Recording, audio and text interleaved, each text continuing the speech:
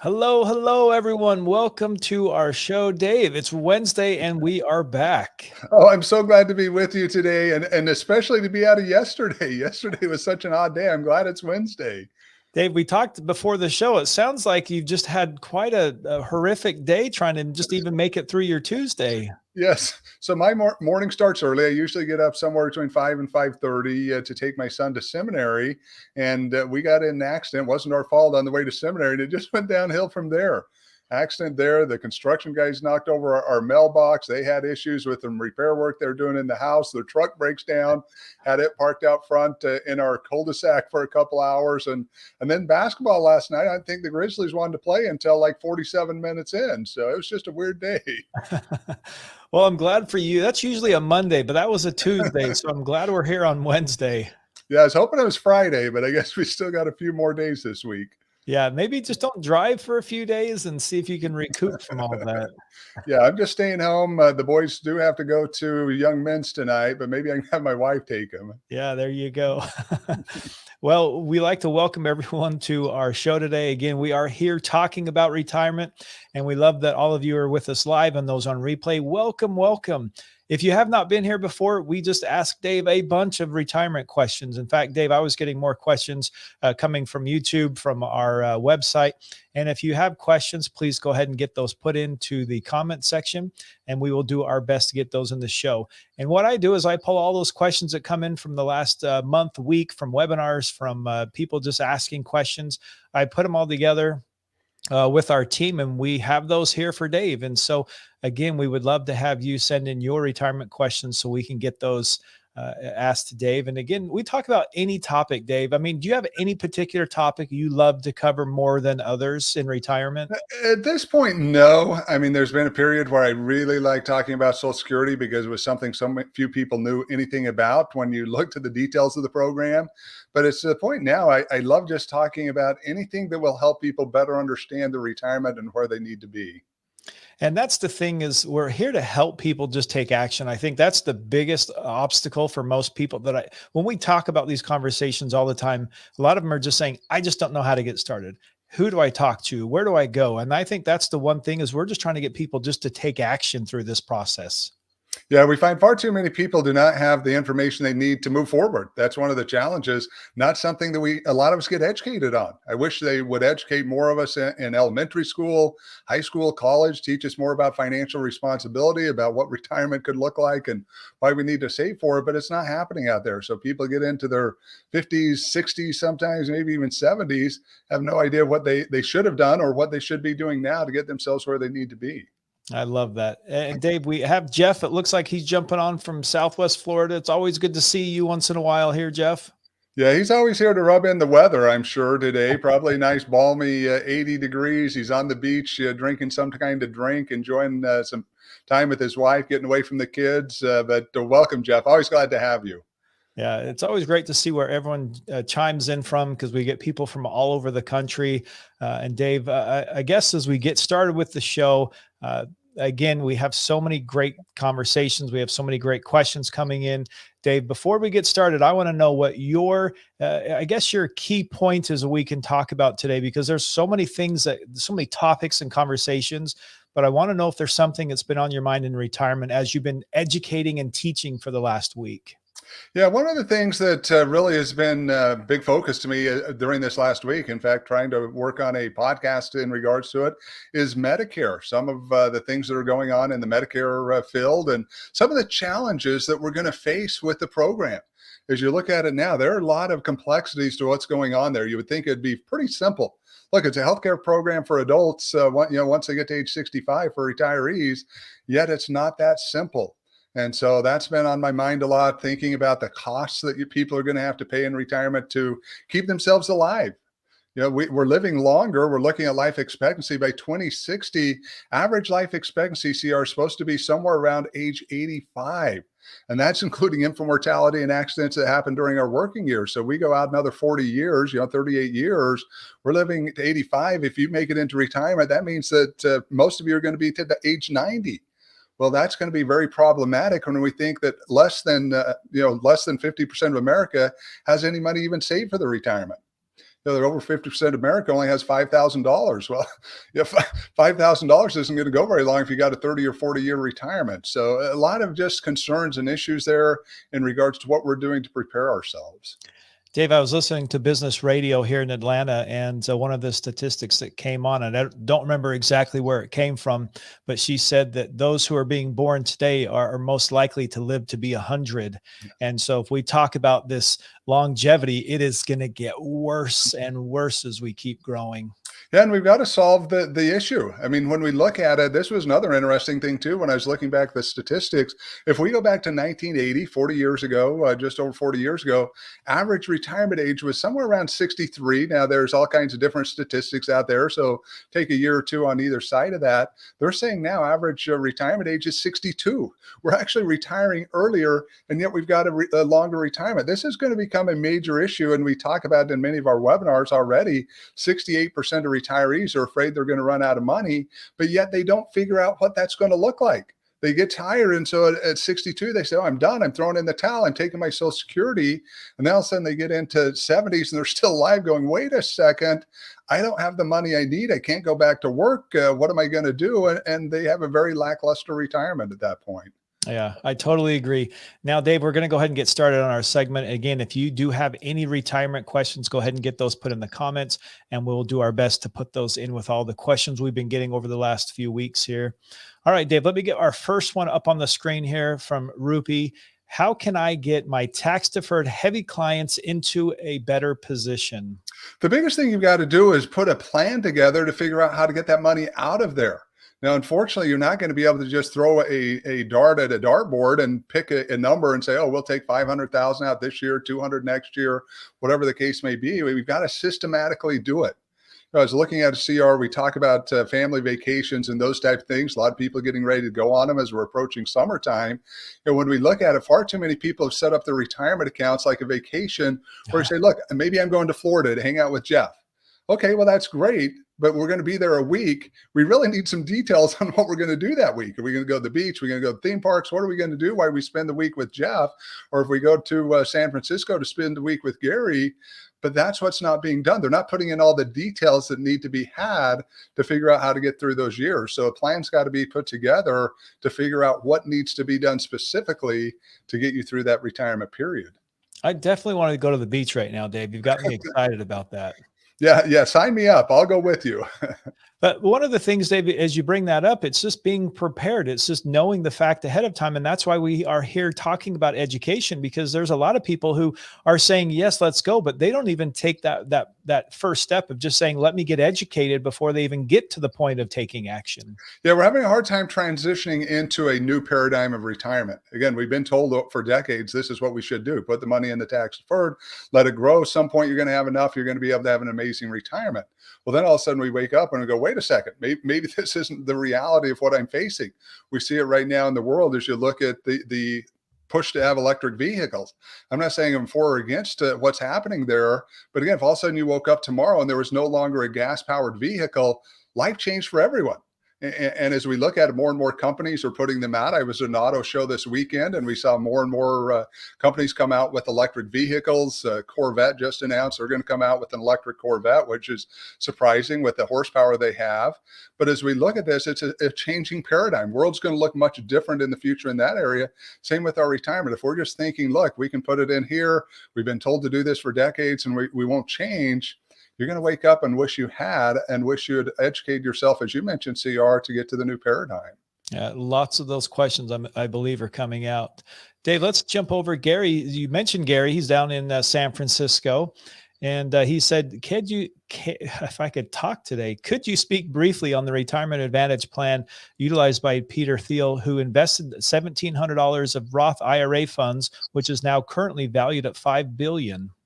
Yeah, I wish I could speak more about it, but unfortunately, I don't know the details, Gary. I know that he and a couple of others have very large Roth accounts where they've been able to put money in. They've done a lot of self-directing inside of there that have allowed them to pick the assets that they were going to invest in, and as a result, they were able to turn them into, in this situation, billions of dollars. Which, in one way, is a great thing for him. It's bad for the industry because obviously it's getting a lot of attention, and now they're looking at these plans and trying to figure out what they do with them to adjust. But I wish I could say more, Gary. Fortunately, it's just not a topic I know a lot about. Dave, let's pick apart and just even talk about the Roth IRA. I mean, this is something you guys cover quite extensively in your Changing World of Retirement webinar. But tell me a little bit about a Roth IRA for those maybe who are new or jumping on and asking about this, because again, this is a totally different environment for the things we normally discuss with that.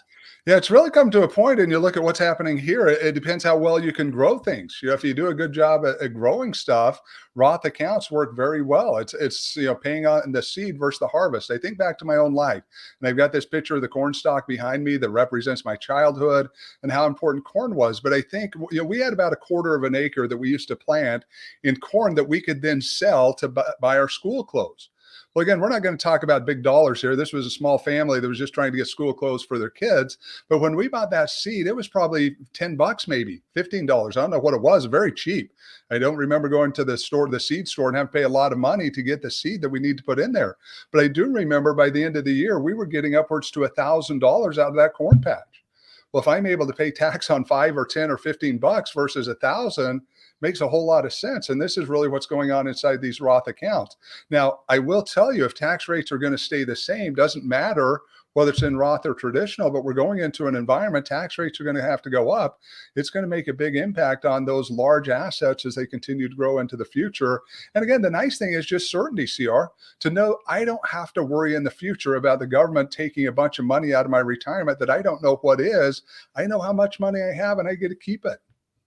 And Dave, I've had a lot of conversations lately with those around me in my community. We talk about the tax rates going up, and some of them are just like, I just don't see it. So I'd love to be able to have you talk a little bit about that to help those maybe who are here for the first time saying, tell me about this. Why do you think this is, and what's going to change? Yeah, the biggest thing that most of us have is we're just not looking out into the future far enough. Very difficult for families, and I get it.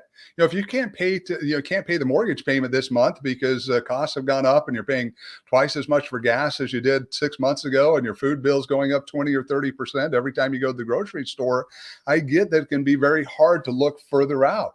But we've got to start looking further out. And if you look further out, what you realize, there are all kinds of things falling together that are going to create problems. Again, we've got this debt that's getting so large. We've got Social Security, we've got Medicare, we've got all these unfunded obligations. Somebody's got to pay for this. There's no place in this world where we just have free money that just shows up. Every financial system in the history of America has had to have some type of financial responsibility and accountability. So sometime that's going to happen. We've just got to start looking a little further out into the future. I definitely appreciate that, Dave. And I want to pull up my next question here from Arden. What is a retirement account you wish folks knew more about? I'm going to say two items here, and it's really, the tax-free is one of the biggest areas, but this is a great question. I really wish people better understood insurance products, and that's not only a life insurance product, but annuity. If people better understood the good values and the good products inside of this industry, I think you'd see a lot more people having more secure retirement, because they'd understand that these products can help them get there. But unfortunately, the media's had a lot of valid reasons to beat up on these products because there have been a number of bad products out there. And yet you've got all these good products. We had an experience yesterday, CR. I talked about it with this guy that broke down in front of my house. It hit my mailbox. No big deal. It is a mailbox, not going to end my life. But we ended up spending an hour and a half helping the guy. And he's looking at it and he's going, wait a second, who does this? Why are you guys trying to help me? Again, I just hit your mailbox. You paid me my money. You did everything you need to do. It's my responsibility. Yet you're helping me here. And I think when we look at it on the retirement side, it's the same thing, that they're not talking out there about all the good products that exist in the market. that doesn't get a lot of attention from the media. What we get a lot of attention from are the bad products. And so that's what's being promoted. Just like bad people, you look at the news, you don't see a lot of positive stories about the good things people are doing. Once in a while, it's usually all the bad things that are happening. So again, we've got to weed through all the negative, hopefully get to the positive, and then that can help us make better decisions. And Dave, I appreciate that, because that's a lot of the things we deal with in retirement, especially in education. It's helping people to understand not only that tax rates are going up. We talk about different products that, our parents had at one point, or something has changed, but they look at a lot of this as only the experience that somebody else has had, and they don't look at it for what it could do for them personally. And I think that's you hit that right perfectly. And you've got to get unbiased education. I mean, that is something I'm going to tell you. You've got to be able to get information from sources. And I tell people all the time, go buy books, go get resources from people that write on these topics so you can better understand them. So you understand when you get in a position where you want to buy something, you understand what you're getting, that you're getting the right product. I know both of us have been doing a lot of home remodels right now, along with probably most of the rest of America, at least looking at my neighborhood and the number of dump trailers that are being parked in people's driveways. But there's a lot of research that goes on, if you do it right, to make sure you're getting the right products, you're getting things that are going to last, you're getting the right companies. We need to take the same diligence, if not more so, with our retirement. I definitely agree. Well, Dave, we've got a lot of questions coming in. Let's see if I can get another one over here from Elliot. Looks like they're joining from YouTube. It's good to see you back again, Elliot. Peter Thiel bought PayPal before it went public for fraction cents per share. With his $2,000 annual limit at the time, he spent $1,700 for millions of shares. He definitely took advantage of the Roth. Yeah, pretty amazing. And that's, there's opportunities that are out there. I think back at a time in my life, I got offered Bitcoin back when it was $5. I got offered 200,000. One of my friends was going to buy 800,000. He needed me to buy the other two. They had $1 million block they wanted to sell. I didn't see it. Yeah, I calculated the other day, that'd be worth about $170 million. Again, just one small investment, getting that much. I'm fine that I didn't do it. Not a big deal. My life's good. I'm okay with that. But you're right. These type of things, if done correctly, can create huge value on the back end if you know what you're doing and get in the right investments at the right time. And Dave, I want to bring that up too, because a lot of times we talk about these investments and people are getting talked into, let's say, NFTs or crypto and every other area because they feel like it's an instant success for them. But a lot of these things are only sharing just those pivotal points just at the beginning. Yeah, it's really sad because the fear of missing out, I guess this is where we do share the success stories in situations like this, where oftentimes it's misleading as well on the other end. And you're right. We look at it. I've got to believe there's far more people that have lost money in cryptocurrency than actually have made money in cryptocurrency. But we don't hear that. When I lived in Puerto Rico, it was being called Crypto Island because there's so many of those people living down there. They wanted to build this city out Roosevelt Road, the area which used to be the naval base there on the island. They wanted to build their own utopia there.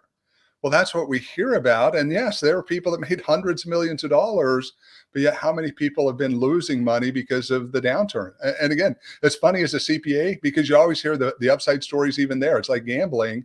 But when somebody's lost, $100,000, $1 million, don't want to talk too much about what's going on with their investment at that point.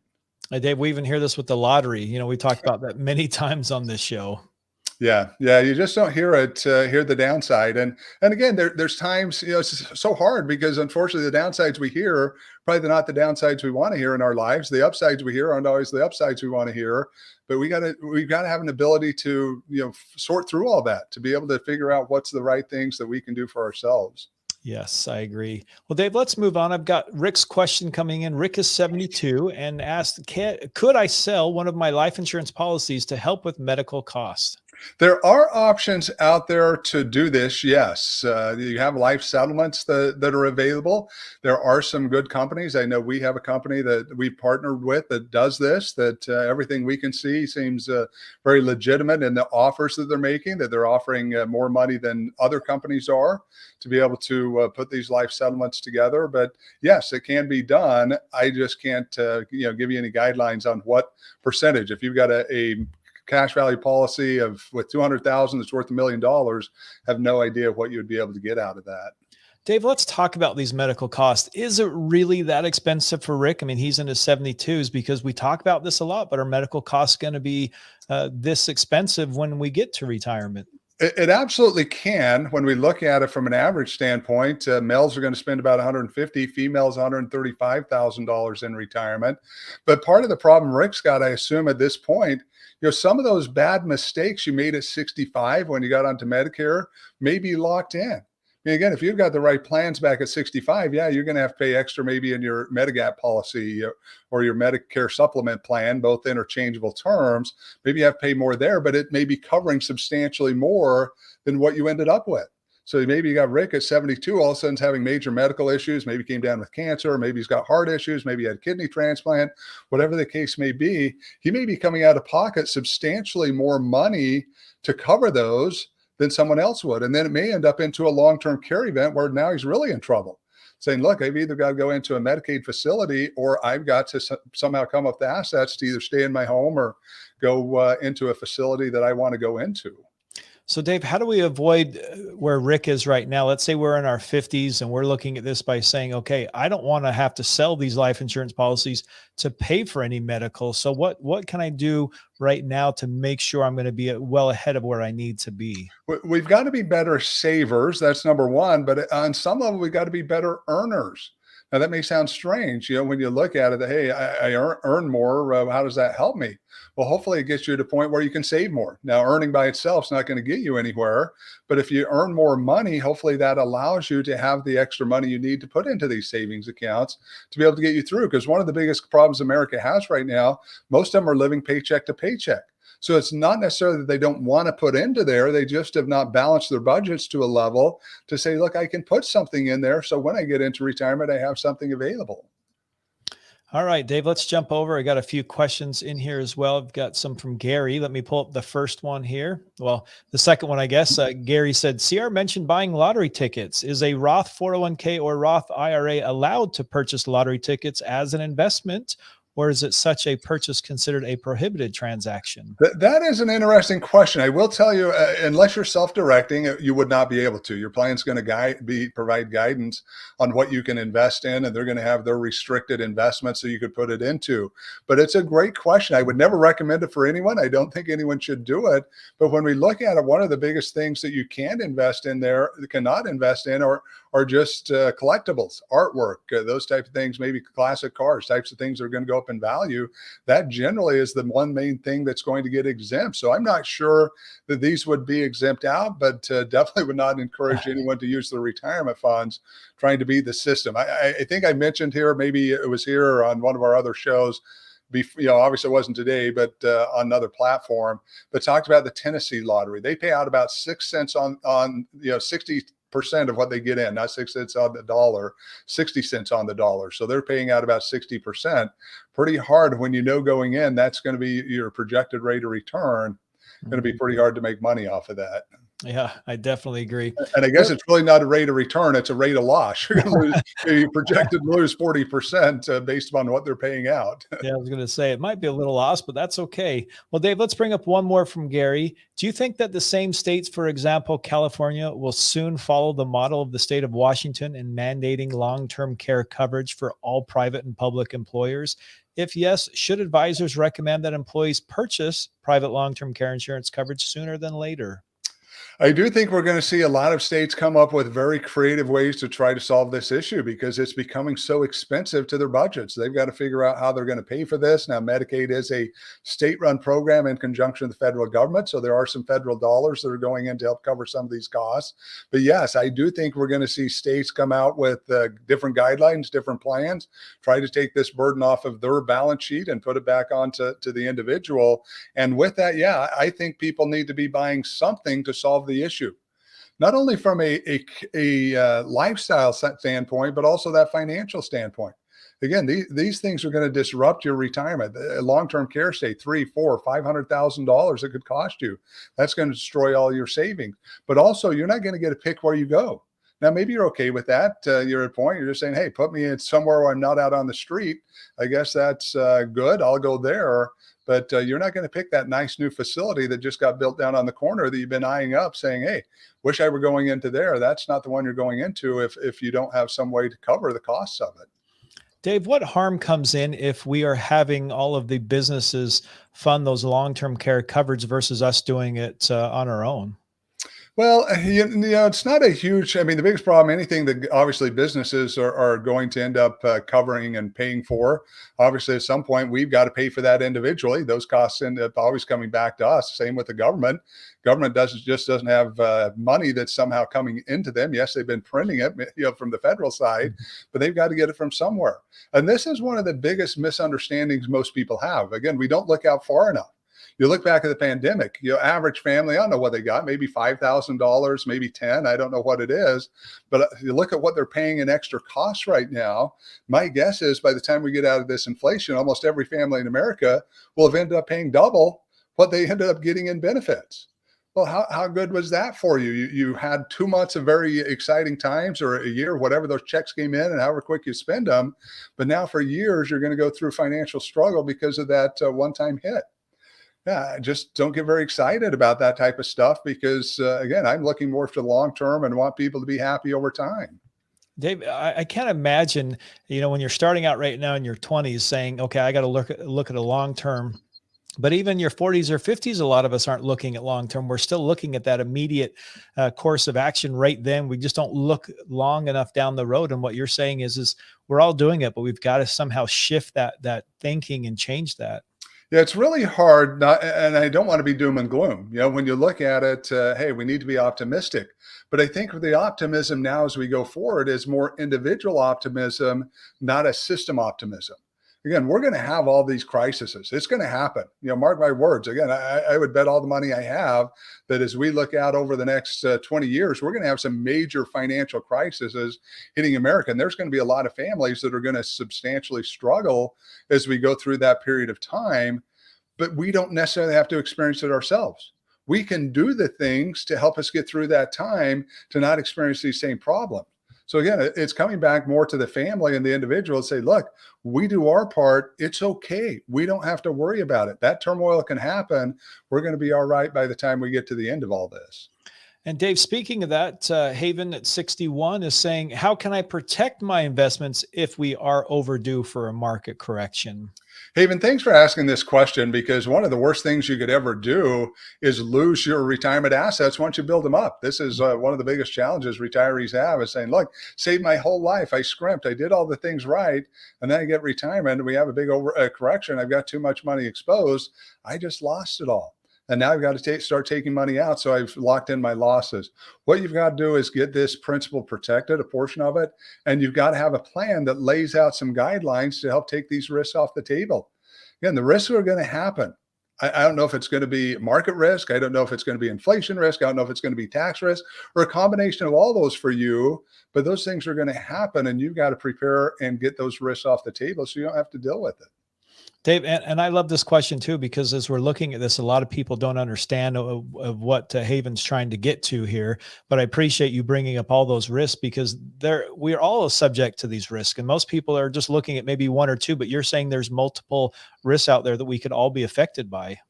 Yeah, the problem is we've all, as a general group, now I'm not going to say individually we've all gotten this way, but as a group, America's gotten very greedy. When you look at the returns that we've had, again, you've had up real estate market. People have made hundreds, $1,000s maybe in their home.